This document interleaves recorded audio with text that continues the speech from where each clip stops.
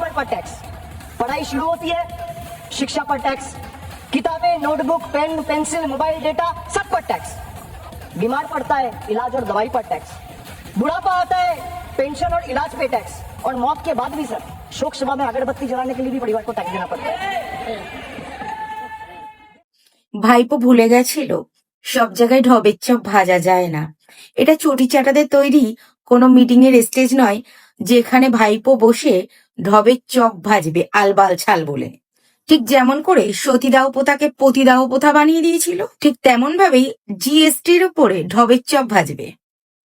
কিন্তু মাথা মোটা ভাইপো নির্মলা সীতারামনের কাছে আচ্ছা করে ধ্যাতানি খেয়ে নিজের মুখ হাসিয়ে বাড়ি ফিরল।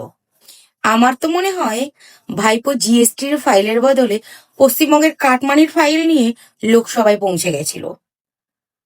ভিডিওটা ভালো লাগলে লাইক, কমেন্ট, শেয়ার করতে ভুলে যাবেন না। আপনাদের একটা লাইক অথবা একটা কমেন্ট আমাকে চটি চাটাদেরকে আরো বেশি করে চিমটি কাটতে উৎসাহিত করে।